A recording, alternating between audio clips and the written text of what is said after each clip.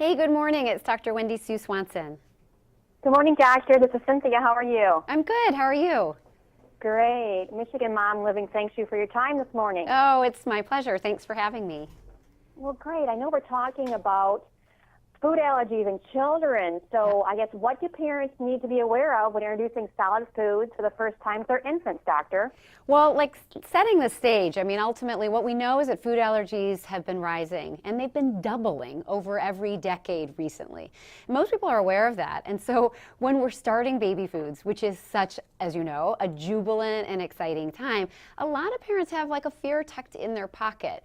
So what we want families to understand is that groundbreaking new research is really changing recommendations and guidelines that instead of going really slow and cautiously when you're starting to feed a baby, we want you to feed babies all sorts of diverse foods, and we don't want you to wait on those potential allergens.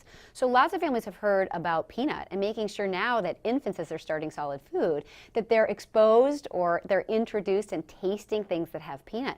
But we want them to taste all sorts of diverse foods, and in particular, a lot of the foods that account for the majority of food allergies. The goal is that with that early introduction, they help grow a healthier immune system in their baby that kind of grows a child who can eat anything. Well, everything keeps changing. It's hard for moms to keep up. I do agree. Oh, I do agree. I mean, I'm a mom to 8 and 10-year-old boys, right? And I'm a pediatrician. And I went into practice, just over a decade ago. And when I started practice and when I had my own babies, the recommendations were be really conservative, hold off. Then we had all this new research that came out and it showed diverse exposures to different foods early in life decrease the likelihood of things like atopy, or what we call eczema, or kind of allergic profiles in kids. And then we had even better research that said, wait, if we take kids who are at higher risk for allergies and we feed them peanuts regularly, every single week, routinely, all through infancy, toddlerhood, preschool years, they followed those kids all the way until they went to kindergarten. And those babies who were even high risk for developing a food allergy, when exposed to peanut, they were 80% less likely to develop a peanut allergy when they started kindergarten. And so that pendulum swing that you feel like, wow, this keeps changing, that's coming about because the amazing march of science. And what we want to have moms know now and dads know as they start to feed their babies is don't just think about peanut. Think about all the different diverse foods that you love in your home and all of the foods in addition to that that are kind of the common causes of food allergies in children and adults.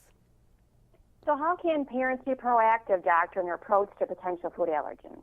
Well, I think first and foremost, when you start feeding around 6 months of age, make sure that you're incorporating all different kinds of foods. You can start with whatever food you like best, but then make sure that you're starting and introducing things that have nuts in them, that has fish or shellfish, milk and eggs, and watching your baby and enjoying your baby while they eat. We want to make sure that parents don't kind of hold off and really delay that. It's a gradual transition at 6 months of age from a liquid diet to 12 months of age where your baby's really eating more of a solid diet.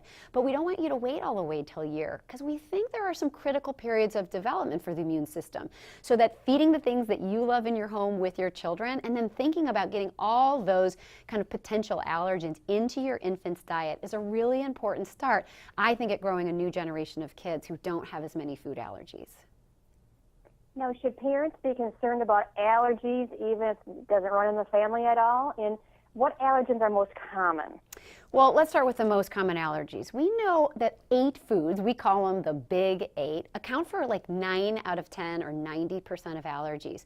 So that's milk, eggs, wheat, soy, peanut, tree nuts, fish, and shellfish.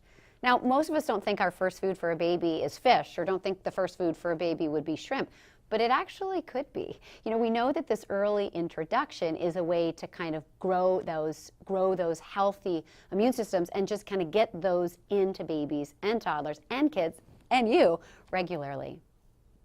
Wow. So you talked earlier about peanut allergies, but that, it seems on our end, that seems to be the one that's talked about the most, and you just gave us a bunch of others. Is peanut allergy that common? Well, peanut allergy is common. It's one of a common allergy in children and adults. But what we know is that 3/4 of people who have a food allergy have an allergy to something other than peanut. Now, that's in part because they have a peanut allergy and something else. About 1/3 of people who have a food allergy have an allergy to more than one food. But we know 75% of people who suffer from the frustration, fear, and kind of angst that comes with food allergies, it's to things other than peanut. And research that followed that pivotal study in 2015, that was published a year later in 2016, looked at children who were exposed to 5 of these allergens and found that feeding the diversity of those potential allergens, if people were able to stick with feeding those foods regularly, that downregulated or decreased the likelihood of food allergy by about 2/3 as well. And, but it's hard to feed a baby a lot of different foods, including things like fish and shellfish. It's hard to feed a toddler who one day loves something and the next day doesn't. And that's why, as Chief Medical Officer at Before Brands, I've partnered with them in the creation with a leading internationally known allergist who's a mom of 5 to create Spoonful One, which is ultimately little, small, gentle parts of real food that represents those big 8, those allergens, but 16 different foods that you can sprinkle in a baby's or a toddler's food or diet that just gets all those foods into the baby's diet on a regular way, regular every day.